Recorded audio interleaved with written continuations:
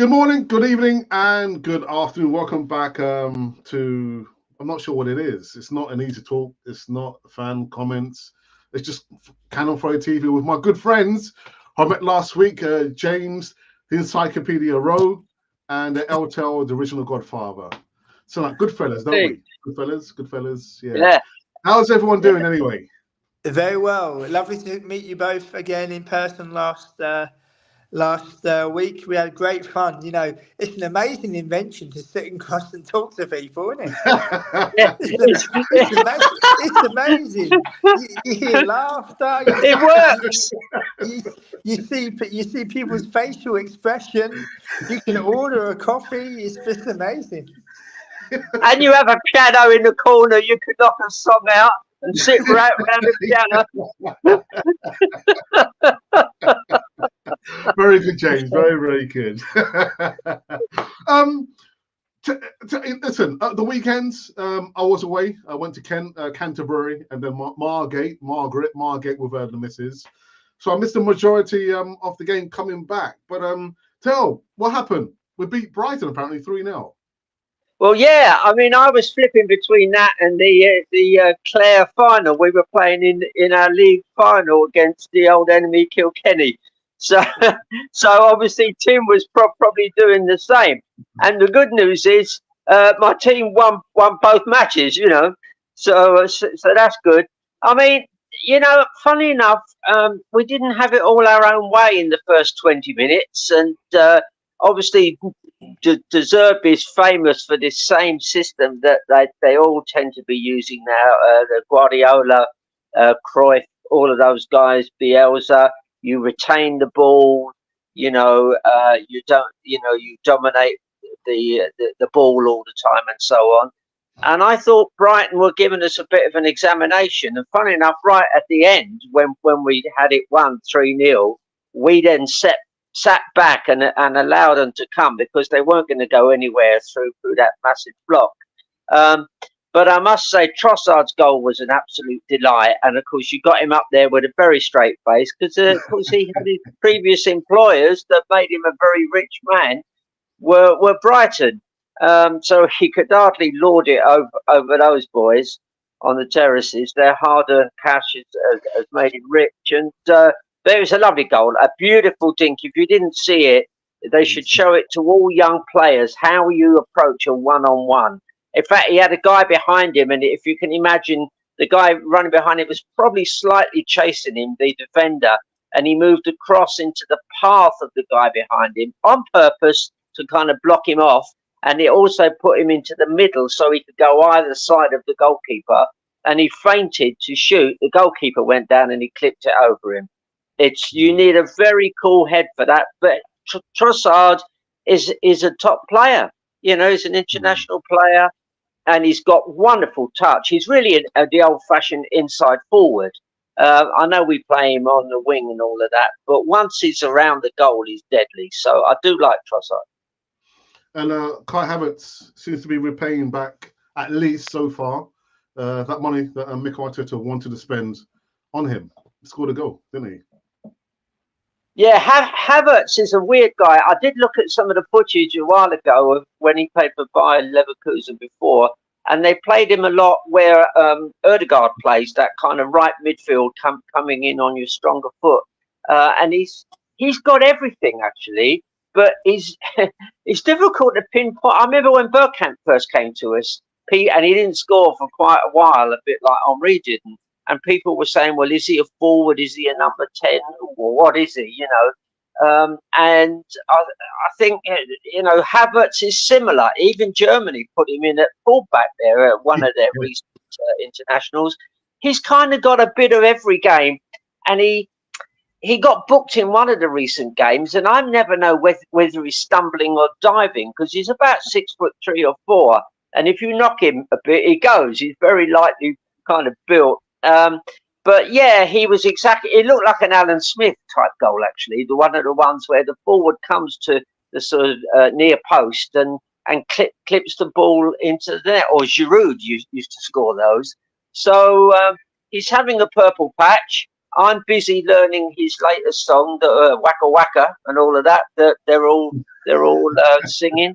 So it was a cracking game, and we nullified Brighton, and we were lucky because had an awful lot of players out. But in the end, Arsenal fully deserved the 3-0 win. James, we're going to win the league. Well, I was thinking last night, in all the time that we haven't won it since we last won it, if you go back to the first golden opportunity, the season where Eduardo broke his leg, that's 2009. And then if you go to the season that Leicester won it, that's 2016. It's our second bite of the cherry, didn't win it. Last season with a 10-point lead at one particular stage, didn't win it. So we've had three opportunities to win it since we've last won it, and this is the fourth one, and we've got to take it. We really have. And I don't know if we are going to. We are top on goal difference, which is great, but there are 7 games to go. And, 7 finals is the old adage. I really do think that the European progression of Arsenal, Liverpool and Manchester City will play a massive part. It really will.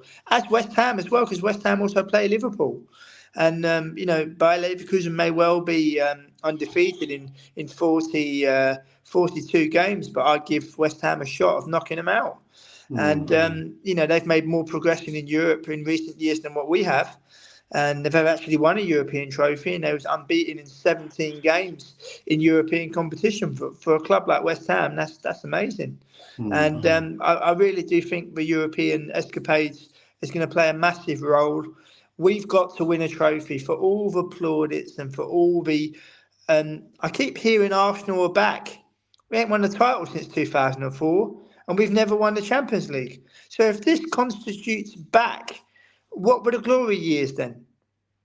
If this constitutes Arsenal being back, what was the almost invincibles, the 91 team? What were they then? The invincibles themselves, the double of 98 and 2002.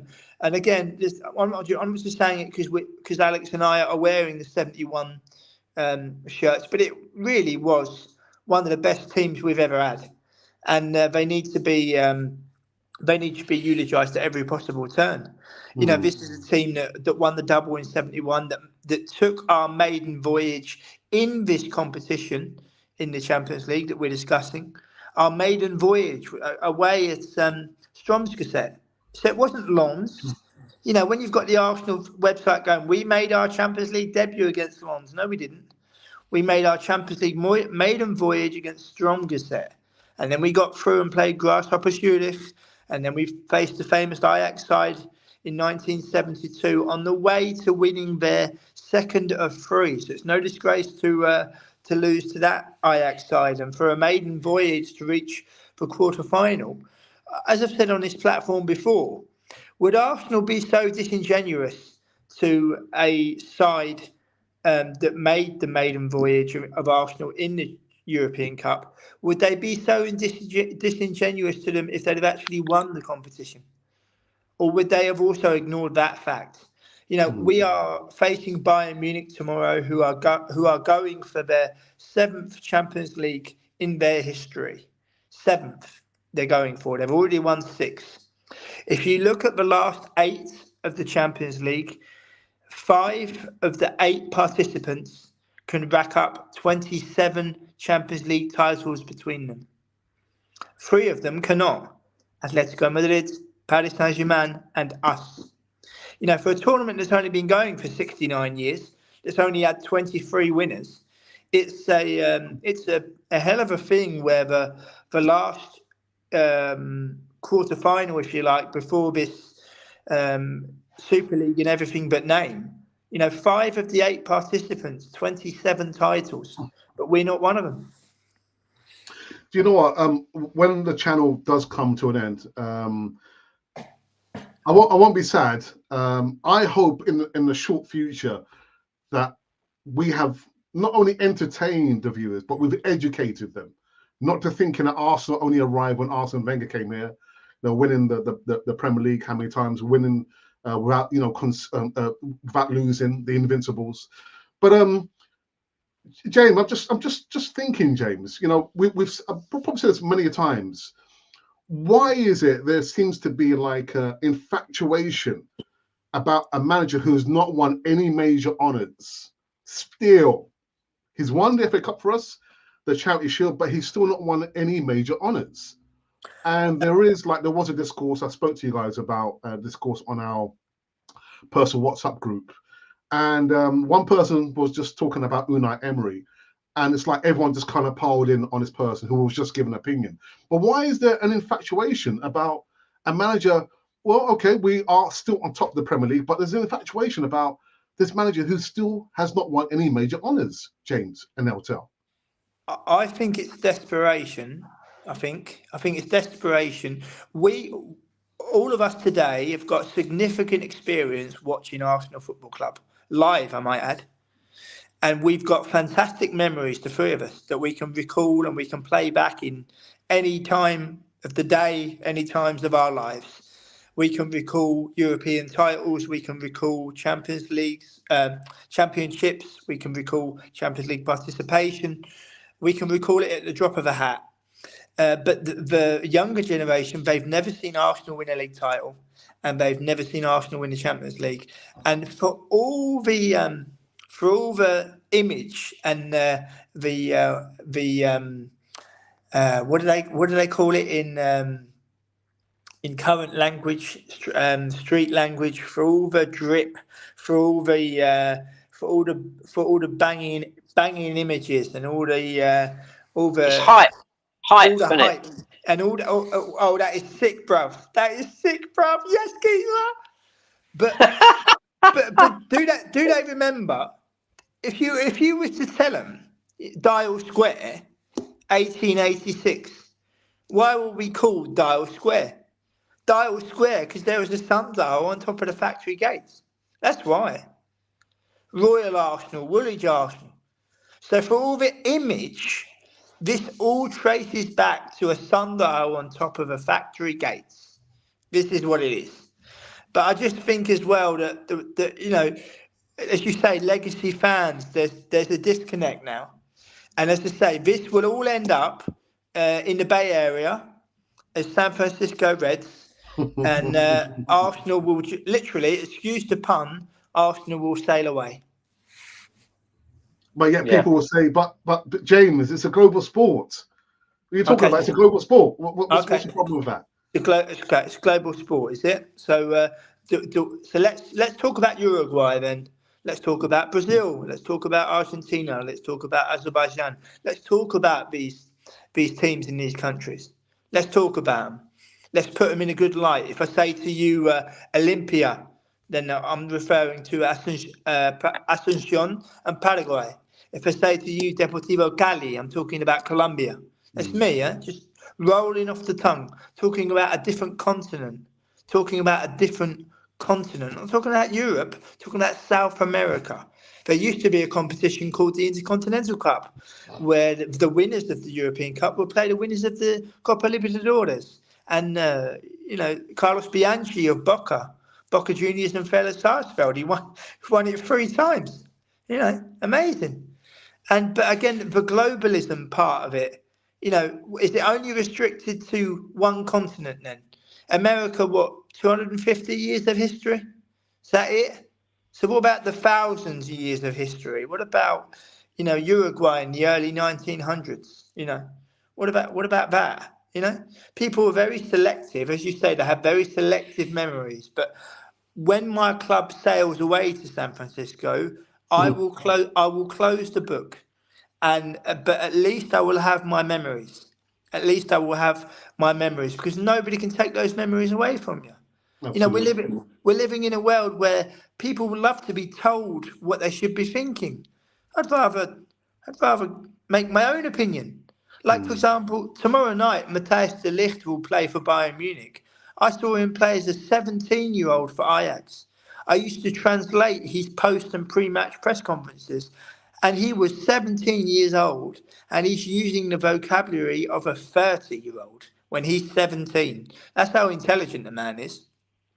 But again, it's very much a sign of the times. And as my mother used to say, let them get on with it. We've got our memories, and we've got an opportunity for the very last time, because this is it now. This isn't, oh no, we didn't win the Champions League. This is our last chance to become the 24th team to win this famous competition. 69 years this competition's been going. I think we've had 28 bites of the cherry, and we've only reached one final. And so this is our last chance, because next year's Champions League will be completely irrelevant. Nobody will give a monkeys who wins it next year, because it's a league-based format where if you finish after 8 games between 1st and 8th place, you go into the last 16. If you finish between 9th and 25th, you go into a playoff round. And if you finish between 25th and 36th, you are out on your ear. So it's completely irrelevant. This is our last chance to become a club that won and has won the Champions League. Hamburg have won it. Red Star Belgrade have won it. Steaua Bucharest have won it. Olympique Marseille have won it. Notice I'm not proclaiming world massive image right clubs. I'm not talking about the big hitters. I've just named 4 reasonable clubs that have won this competition. They all had to win their respective league to gain entry. Never mind finishing 4th. So there's just 4 examples. We can be the 24th team to win this famous competition, but we've got to fight until the very end, because if we limp out, if we don't win it, history will show that we were never good enough to win it.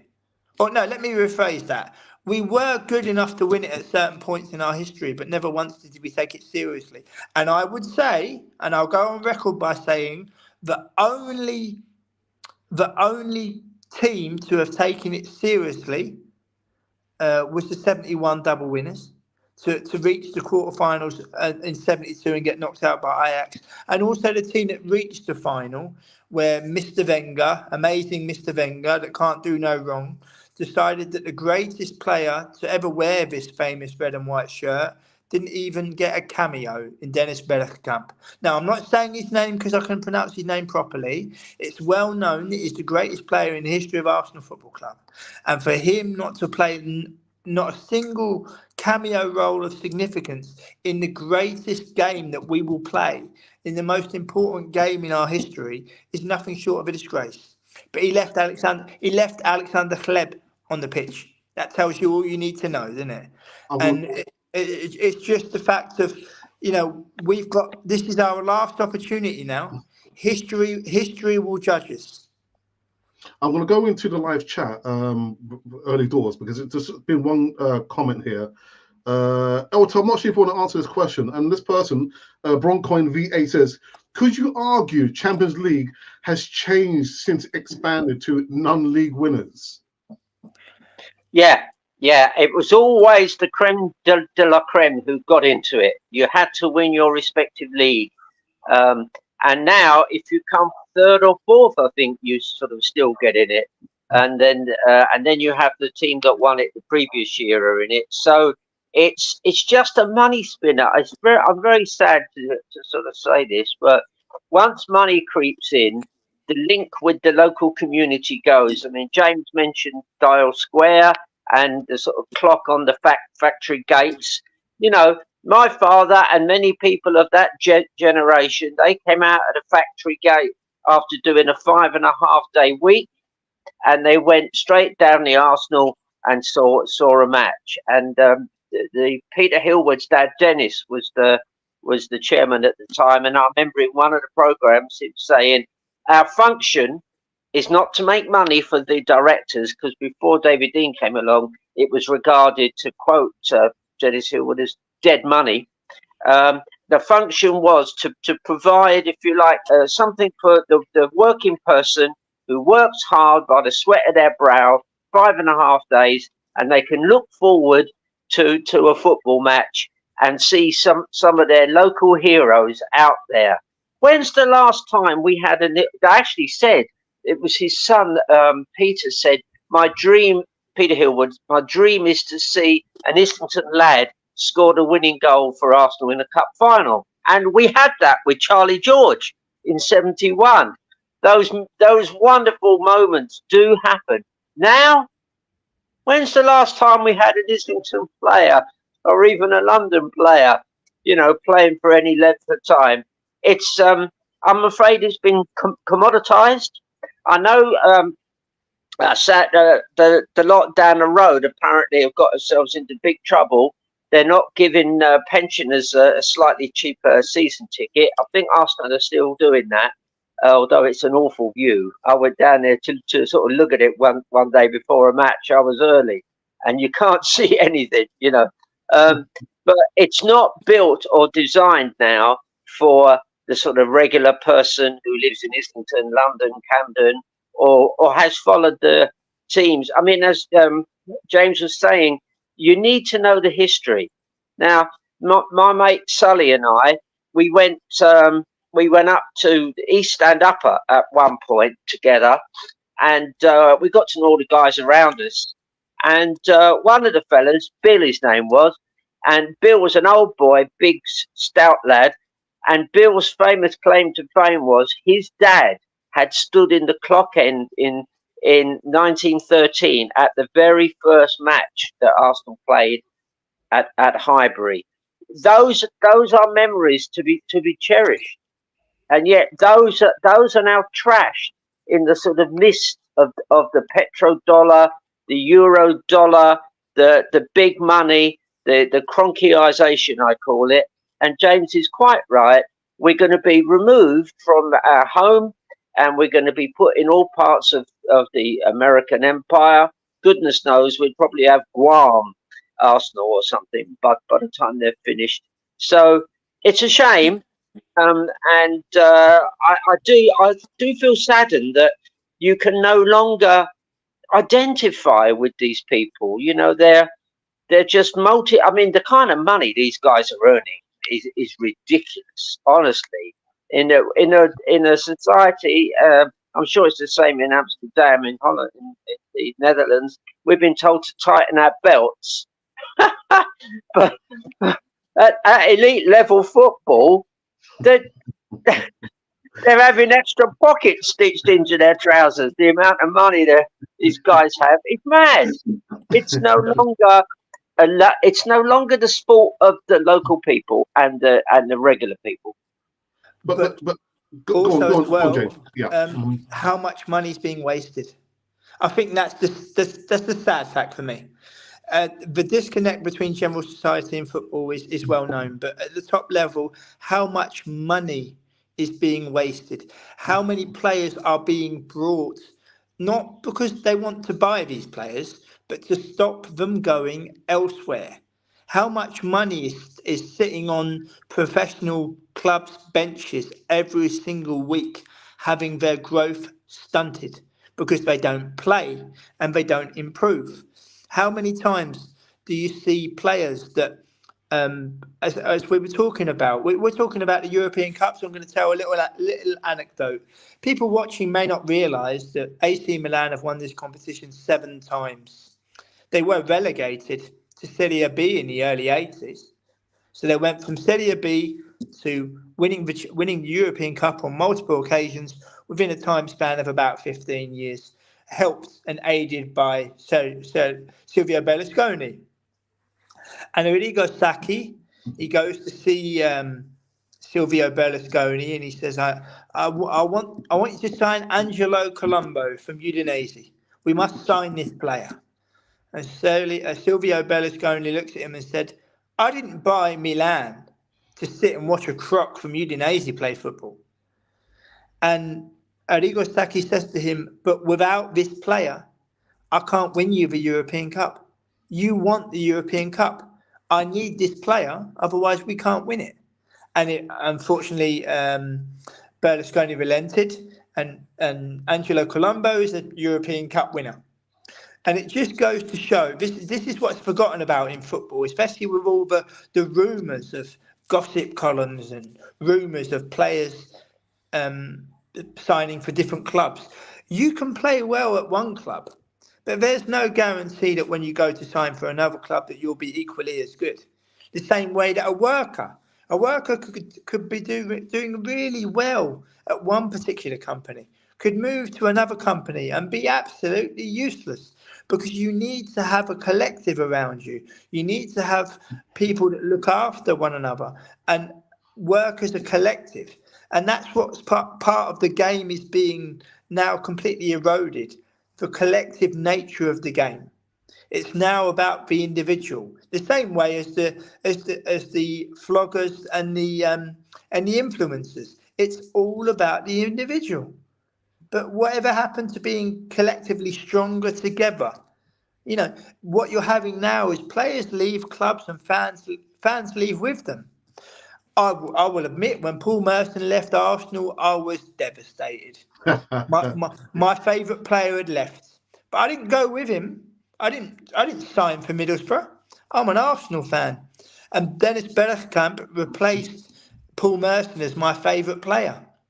But now you've got clubs that you watch when a big transfer happens, how the clubs will go, have you seen our Twitter account? Our Twitter account's gone up by 2 million because we signed Cristiano or because we signed Messi. Is that what it's all about?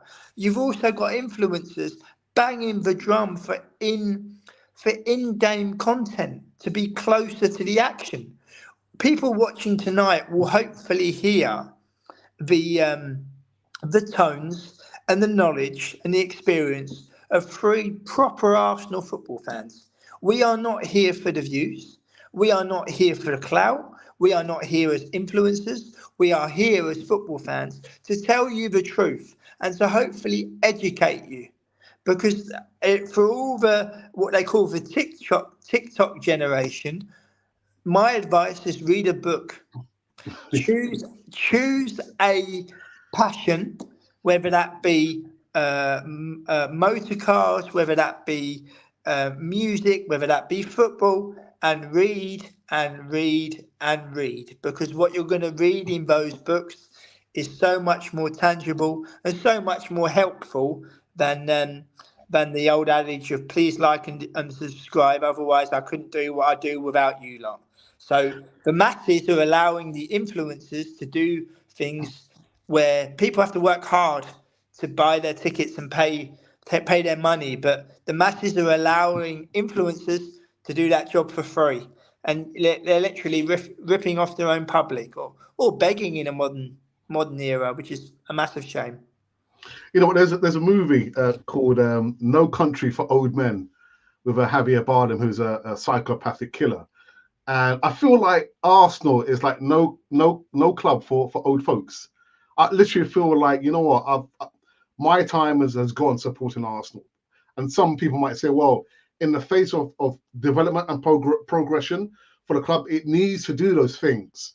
With the merchandise, we see season upon season. We just spoke about this before going live. How many new kits can one club release? The walking on kit, the training kit, the away kit, this kit and that kit. I'm not of that generation, I'll tell. I'm literally not of that generation. But there is a comment. Sickening. There's a comment in the live chat. There's a comment here for you in the live chat, and it's come from Pugilistic Boy, who says, good afternoon, Tony. He says, London is the most diverse city in the world. LTL needs to come out of the 1930s. And I thought that's a bit disingenuous.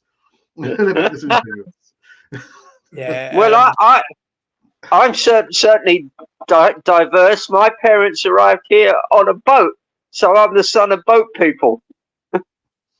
There you go. Here's a question for you. What's the guy's name? Tony? Tony, Pugilistic Boy. Right. Here's a question for you, Tony. What city is more diverse, London or New York? I'll wait for him to come in. Didn't expect that one, did you? Didn't expect that one, did you? So he did put a comment in before that one for LTL. He says, that's a very romantic, localized viewpoint of football. Very nationalistic. Some would say it's not British to say we want only London-born players. Well, Tony's done a massive job of misquoting me there. All I did was quote one of our previous chairmen, who obviously wanted the link with the local area. And of course, ever since I've been following Arsenal, we've had players from Ireland, which is technically a completely different country. We've had Scottish players, which may soon be a completely different country. And we've had players, you know, as the years went by, from different parts of Europe and different parts of South America. So yes, there's nothing wrong in having people from all over the world, or you get people like Ian Wright, Michael Thomas, and so on. I'm sure their ancestry came from different parts of the Caribbean or Africa. No, nobody's saying that can't happen. The point I was trying to make there, Tony, was that you're in danger of losing the touch with the sort of local people. Now, I'm very lucky enough to have Irish ancestry, and I'm very lucky enough to see County Clare playing their sport, which is hurling, world's fastest ball field sport. And when you're over there in the supermarket, you can bump into the players, or you can bump into the player's dad or mum, and you'll be chatting about the match. Now, I know that can't happen anymore, but it wouldn't be any harm to just bear in mind, Arsenal, don't uproot us from our original home. And I'm afraid you've got to look beyond the immediate horizon. As James said, this club is going to be moved. You're going to have Arsenal America, guaranteed. Somebody told me in the music business, which I've been involved in, that you can sell a top 10 record here. Fine. I don't know how many thousand records in the past they used to sell to get to the top 10. But when you're in the American market, that's when you break. To break America is such a massive market. There's so many people. To go from LA to New York is the same as going from London to Moscow. It's a massive distance. It's a massive country, and it's a massive market. And that's what's happening. We are being commoditized. We're following the market. Now, there's nothing wrong in following the market, but what you have to remember is there is growing discontent. We have these Phoenix clubs. We had just down the road at Wimbledon. I remember one of the championship years going to see us play Wimbledon. I think we beat them 5-1. Perry Groves scored a cracker of a goal, you know, and they were moved lock, stock and barrel up to Milton Keynes because of money. And luckily, a group of fans got together and formed a properly constituted Phoenix club where you weren't going to have a big money person move in and control most of the club, which unfortunately has happened in a lot of Phoenix clubs. And now you've got Wimbledon back roughly in their home area and working their way through the divisions. So I think all James and I are saying, and Alex is, there are certain special things about being a club. And one of the things is that you are from your local area, and the sort of local area has at least a flavour in the team, you know, and the cannon on the player's chest is the cannon that the guys were making in Woolwich Arsenal all those years ago. So to try and help Tony see, it's not that we don't want Arsenal to be a bigger and stronger club and so on, but what we want to keep is the essential flavour of the club. That's what we're trying to keep. We're trying to remember where we came from.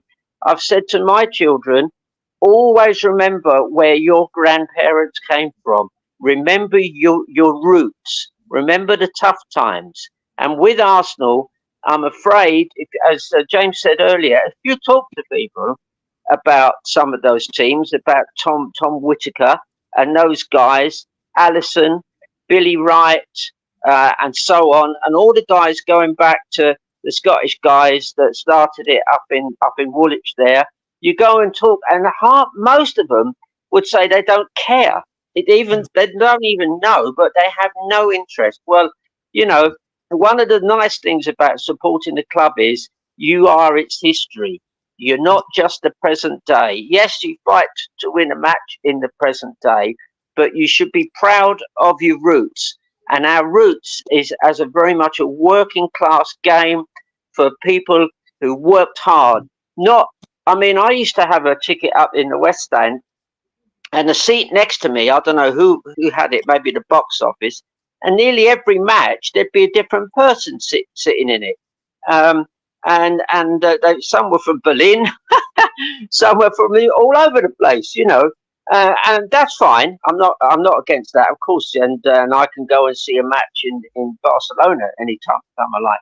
But I just would like Arsenal to keep that flavour of being a local club with its local connections. Now, the club do make efforts. I know I walked around it last summer and took some photos for Tim, and they do make a big effort. They've got an Arsenal hub, they call it, and teachers work there. Kids that are disaffected can go along, and they do maths with them and stuff, but they're doing it through statistics and Arsenal players' stats and so on. And they get them reading Arsenal books, because you get a lot of kids who are very anti-reading this day. And as James was saying, if you can give them an Arsenal book and get them interested. So what I'm saying is, yes, move forward. And in fact, our new motto, what was wrong with the old one, I don't know, but the sort of new motto is forward. And we have to go forward. Of course we do. Go forward or die.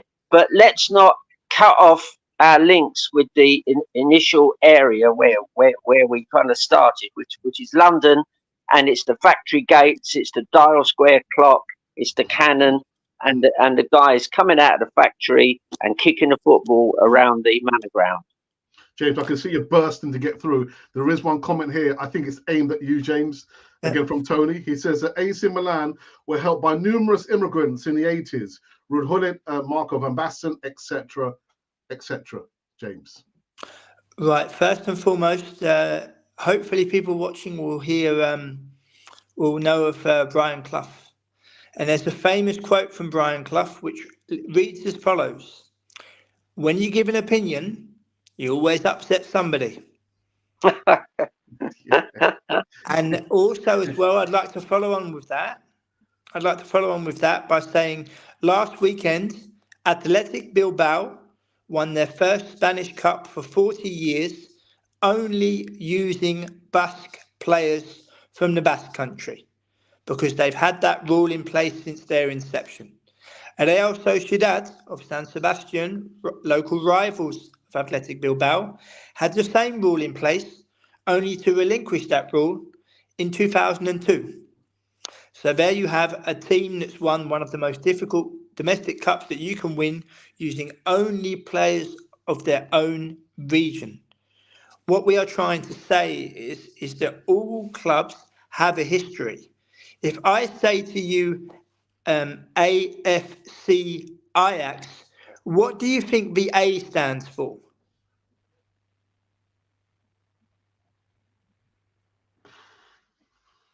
Athletic?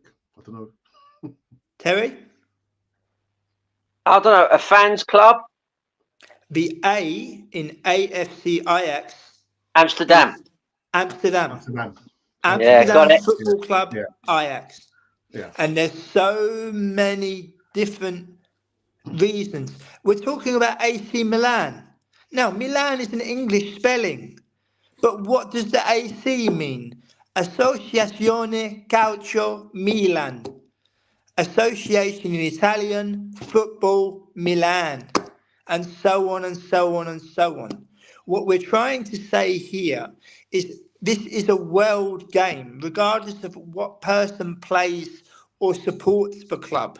But you need to have the essence of the football club, otherwise you don't have it anymore. You need to have that essence. They say about moving forward or dying, for a club to be taken away from its roots, it's no longer that club, is it? Arsenal originally from South London, not North London. We moved in 1913 from South London to North London. That's the history of Arsenal Football Club. If Henry Norris would have had his way, we'd have merged with Fulham. We'd have maybe stayed local, where our local rivals would have been Charlton Athletic. How's that for your start for 10? And in a world where people now, it's like a divide and rule. Whereas before it was, did you see that amazing French footballer?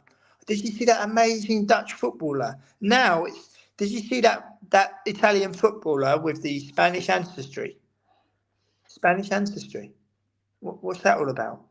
For example, Boca Juniors. Boca Juniors have a nickname called the Sineses, and it refers to immigrants from Genoa who went from Genoa to Buenos Aires, and that's the nickname of the club is Sineses. But what we're trying to say here is you need to have the essence of a football club. What it is now is if somebody hears something they don't like, oh, I'm going to get you. So it used to be my dad's going to beat you up. It used to be I know where you live. But now it's I'm going to get you. I'm going to take everything from you. What people need to remember is that everybody has to start somewhere. We are all going to the same place and we don't take anything with us. We are all mortal. And people need to forget that. And people need to remember that and not forget it. Tony, I'm not sure what you're talking about because you're saying weirdly there's two Brits on a Colombian channel talking about not having foreigners in the Arsenal. Well, it's not a Colombian channel and Colombia is not spelled with a U, Tony. So I'm not sure what you're talking about, Tony. En also, Tony, ik spreek ook Nederlands. Ik woon in Nederland. I'm not sure what you're talking about. Dat betekent dat ik vandaag niet Nederlands aan het praten ben, maar Engels. That's a short Dutch version of an Englishman saying in perfect Dutch that he also speaks Dutch. He lives in the Netherlands. He's fully assimilated in the Netherlands. We are on a football show for nothing. We are not charging for our time. We are just here to talk about football and to educate people. But obviously, in a very polarized society now, people used to say, oh, that was good. I enjoyed that. Whereas now it's, oh, I don't like what they say.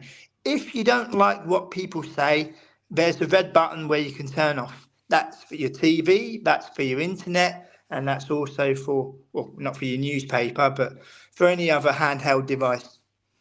Right, he's made another point. He says, what's the point, James, of comparing New York to London? Please explain.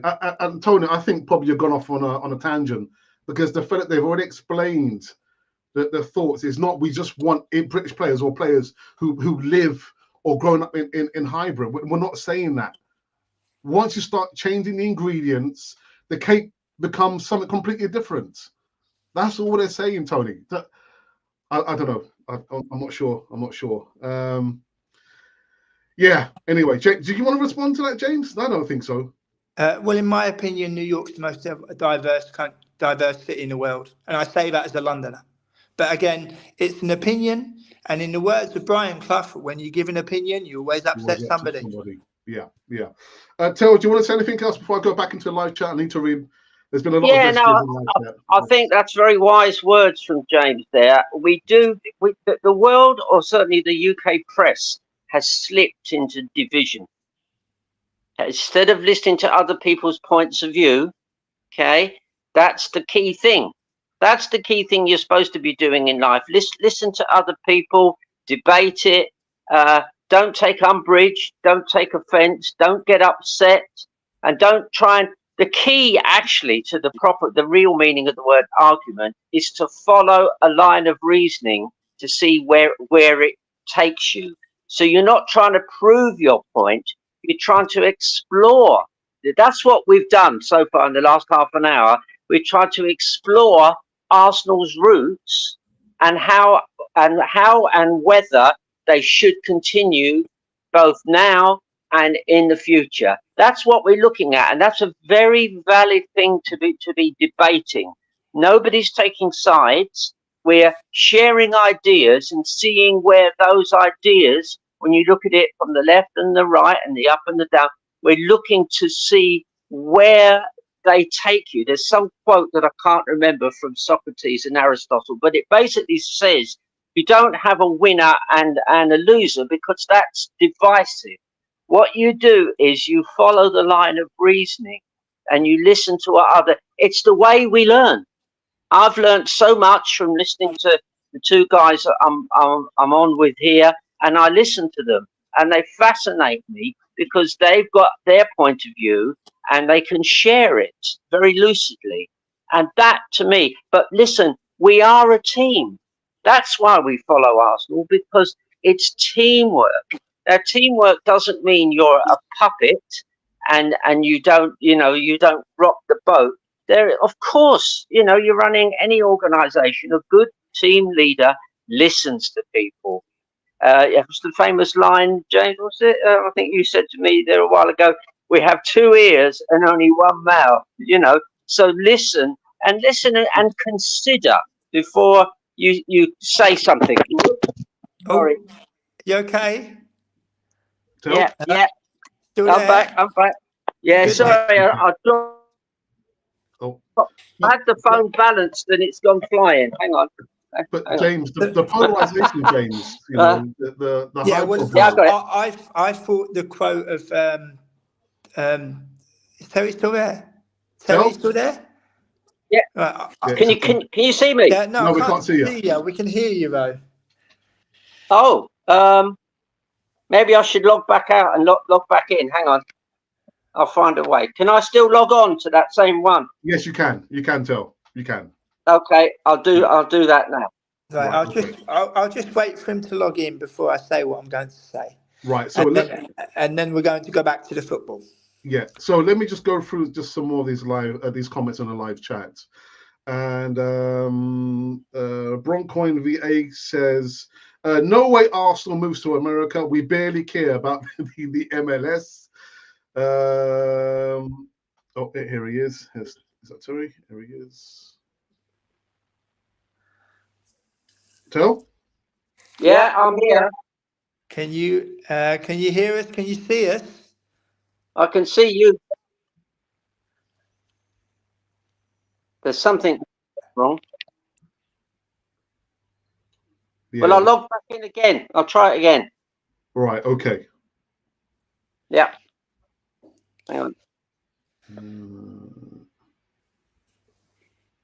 Right. It just needs to, I think, configure the camera.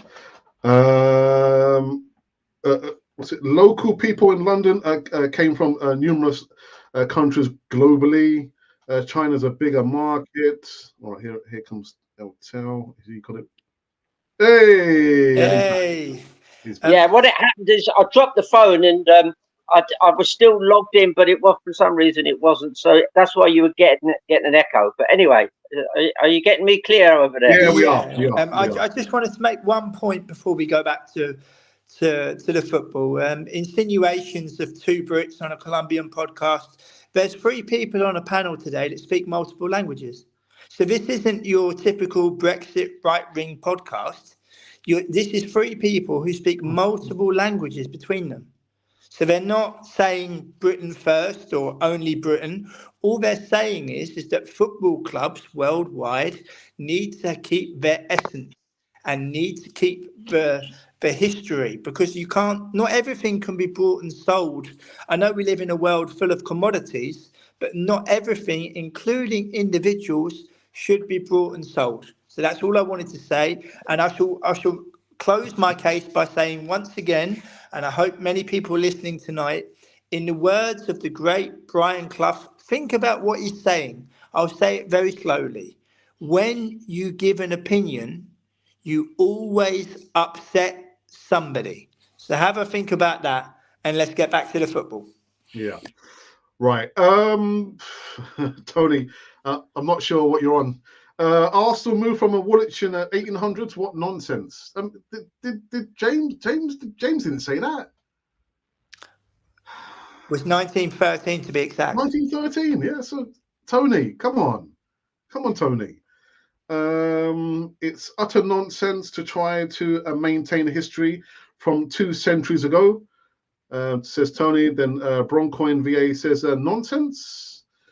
Anyway, do you know what? I think let's get back just to kind of move on. Yeah, let's move on. So just kind of talking about our next opponent, next match Arsenal going to be playing against. It will be Bayern Munich. Harry Kane's having a little bit of a tough time with Bayern Munich, and they currently sit 2nd in the Bundesliga. Now, what's the situation with the Bundesliga, James? Do Leverkusen have to win only one more game before they win the Bundesliga, or am I getting my maths wrong? That's correct, but that's without Bayern not winning their last 6. So they could even drop points in coming games, and they could also become champions for the very first time. And if you're going to win a league title, you go and do it unbeaten. But Bayer Leverkusen were also a factory club from a pharmaceutical division. So we're talking about globalist. The winners of the German league are going to be a team that started from a pharmaceutical division in a German factory, if you really want to go back into history. But Xabi Alonso's done really, really well. Alex Grimaldo was an inspired signing. I really wanted Arsenal to sign him. He's a brilliant footballer. And Arsenal are going to have the work cut out. I think the people being mean to Harry Kane, a British guy abroad, doing his best, scoring, I think, 35 goals so far. So he's done really well. And they could so easily win the Champions League at our expense. So I would hold my fire in that respect. Right. LTL for you? Yeah, I mean, maybe this is a good time to be playing them when they're distracted enough to try and beat Bayer Leverkusen, and then up come Arsenal with a run of, what is it, 10 wins and 1 draw in the last 11 games or something, you know. So if you're talking about the upcoming match, I know myself and James obviously had a long chat about this the other day.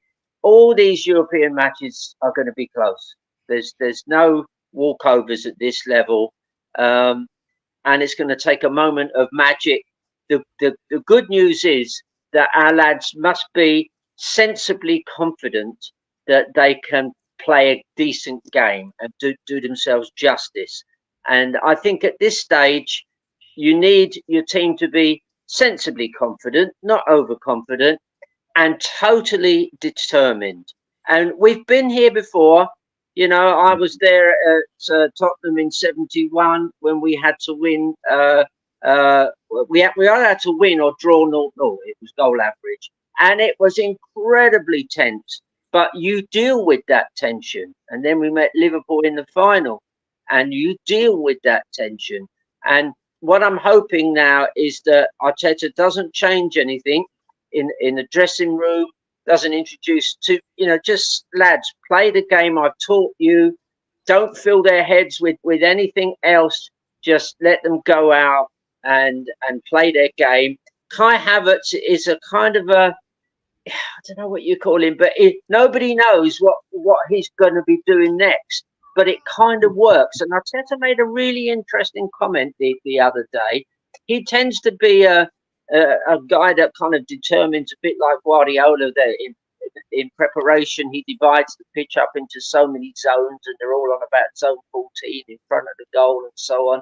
But Arteta made an interesting point about Havertz. He said sometimes you've got to allow the players to work on it, and we certainly did that under Bertie Mee and Don Howe. And he said between the players, there's it's working. You know, he's playing up front, he's dropping into midfield, sprinting back to help with the defence. Players are learning how to find him, where to play. He reads the game very well. He always reminds me of a guy that's wearing someone else's legs. He's sort of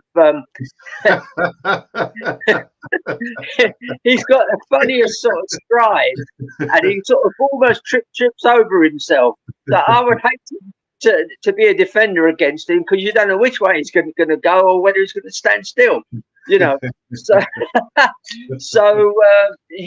But listen, it's all to play for. It's all to play for. Interestingly enough, this might be a matter of interesting conjecture. I know on a few of the websites it's been saying, would you prefer Arsenal to win, if they were to win one of the two, either the Champions League or the EPL? And without hesitation, I thought to myself, Champions League. That's the one we want. And as James said, this is our last stab at it, really. Because once it goes into this stupid round robin, it's this American thing of it's a closed shop, really. And you go on, sorry, it's the ramifications of it. But again, it's being packaged and sold as if it's something that's brilliant. And there are buyers. There are buyers out there that will think it's brilliant. Yeah. But this is our last chance. And for me, when the curtain falls this year, should the curtain fall this year, I will openly tell anyone when I talk about football, my club was never good enough to win the Champions League. And that's a fact. Yeah. My club had 28 bites of a cherry, but my club was never good enough. But Red Star Belgrade, Olympic Marseille, Steaua Bucharest, Borussia Dortmund, Ajax, Feyenoord, Celtic, and others were. So congratulations to them. Well said. Well said. James, you're very quickly. So you think over 2 legs? I know we've spoken before. You think over 2 legs, Arsenal will succumb to Bayern Munich? My prediction is we will win 1-0 tomorrow. Mm-hmm. My prediction is we will lose 1-0 in Munich, and we will be knocked out on penalties by Bayern Munich in the Allianz Arena. And then, should we succumb on penalties again for the second time, when our manager leaves to go and manage Barcelona, he'll be left with floods of tears behind him. Oh, don't go, Mikel! Don't go, Mikel! But no, as I've been saying the entire season long, and people can come at me at all directions, in all languages, I might add. No trophy, no job. So on to you, Mikel. All right. Just to wrap up, Ertel, do you want to say anything else before we wrap up this one? Well, do you know, we spoke about this when the three of us met there a week or so ago, and James said the same, and I've thought a lot about it, and I can only concur. I think it's going to be very narrow. I think we're going to keep it incredibly tight. You don't want to start going a goal down at home, you know. So, yes, you know, everything, I can't really disagree, but we live in hope. And that's what makes us love football and love Arsenal is, yes, the chances are we'll probably go out. But you know what? Once in a blue moon or a red moon, or I think there's an eclipse tonight, isn't there, somewhere? once in a while, you know, these things can turn your way, and it just might be that this is where we finally. I mean, the fact the Champions League final is in London couldn't be better. Couldn't be better. Absolutely. Yeah. All the stars are aligning. They're aligning. Well, they aligned in 2011 as well, and how did that work out? As I say, people may not like it. I'm not doing it to cajole people or to upset people. I've seen 35 European games live of Arsenal. There are some people that haven't seen any, and I've seen 35 of them live during my lifetime. Bayern Munich, Monaco, Celta Vigo, Schalke, Dortmund, Ajax, Valencia, Standard Liège, Frankfurt. And, you know, it's 30 years since we've last won a European trophy. And the time is now. We are a big club. Well, we've got a final chance to prove it. So let's go out and prove people wrong. I would love to be proved wrong. Love to be. I'd be delighted to receive pelters. You were wrong, James. Yeah. Love it. Yeah. If only for my club and for the history and for my fans of Arsenal Football Club. I don't have any fans, by the way. But yeah, I hope Arsenal prove me wrong. This is our last chance. So all I ask is that we go for it. Well said. Just go for it. I was thinking of a signing off thing, which we'll do in a few minutes. Maybe we could sign off in, you know, you were saying, Alex, we all have another language under our belt to a greater or lesser extent. Maybe at the end we should sign off with a sign off in our adopted language. Well, so we're going to sign off now, actually.